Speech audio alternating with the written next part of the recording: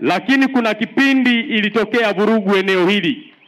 Kuna watu walileta uchochezi hapa, wakasababisha mpaka wananchi wakapambana na vyombo vyetu vya usalama na ikatokea maafa hapa.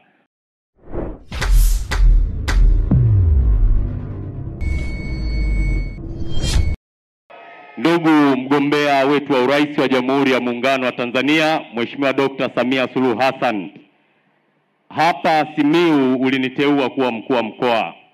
Nimekaa mkoa huu nikihudumu pamoja na wananchi kwa takriban mwaka mmoja na miezi. Hawa wananchi wote unaowaona hapa, hawa wana kazi kubwa mbili: kilimo, ufugaji na uvuvi kwa sehemu, na wengine ni wafanyabiashara. Hawa unaowaona hapa, Mheshimiwa mgombea, umegusa mioyo yao. Mimi nimeishi hapa. Wanalamadi, uongo kweli? Hapa Mheshimiwa, palikuwa na kero kubwa ya maji. Changamoto ya maji ilikuwa ni kubwa mno. Wakati nafika hapa, kazi nzuri nimekuta imefanywa, na tukaendeleza kusimamia miradi ambayo wewe umeleta fedha, hasa kwenye mradi mkubwa wa maji ambao unagharimu zaidi ya bilioni 440. Mradi ambao unapeleka maji hapa Busega, ndio intake imejengwa, yatakwenda hapo Bariadi, hayo maji yatakwenda Maswa, yanaenda Itilima mpaka Meatu. Kwa hiyo mkoa huu kero ya maji inakwenda kuwa ni historia. Hilo wananchi hawa kwa niaba yao wanakushukuru sana Mheshimiwa mgombea. Lakini katika miundombinu ya barabara umefanya kazi kubwa za ujenzi wa barabara. Pale Nyashimo kuna daraja limejengwa. Wananzengo, kweli sio kweli? Daraja la milioni 750. Zaidi ya miaka 40 wananchi wa Nyashimo walikuwa wanapata mafuriko, lakini ujio wako ndani ya miaka 4 umekamilisha mradi ule na magari yanapita, na kero ya mafuriko haitakuwepo katika eneo la Nyashimo. Naomba mumpigie makofi mengi Mheshimiwa mgombea. Lakini jambo lingine, katika sekta ya elimu umejenga shule nyingi, na umejenga hapa mkoa wa Simiyu shule maalum ya wasichana ya zaidi ya bilioni 4.1.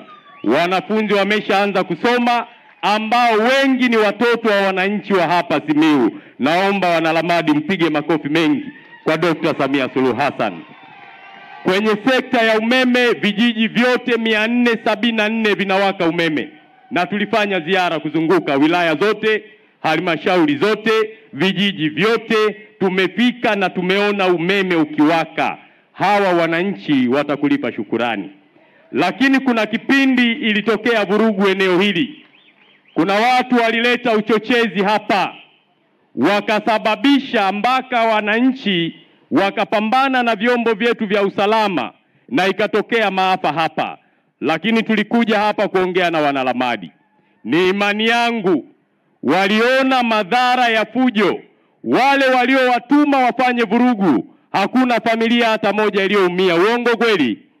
Watoto ambao hawana hatia waliumizwa. Niwaombe jambo moja Wanalamadi. Vijana mpo? Vijana mpo? Vijana wa Lamadi wote punga mkono namna hii wa eneo hili tulioko hapa. Ninachotaka kusema ni jambo moja. Mungu ametupa uhai, tuulinde uhai tulionao. Tusitumike kisiasa kubeba ajenda za uvunjifu wa amani. Madhara yake ni makubwa. Lakini siasa isitugawe tukafanya mambo yasiyofaa ndani ya ardhi ya nchi yetu. Maisha yetu ni ya muhimu kuliko vurugu ambazo tunachochewa tuzifanye.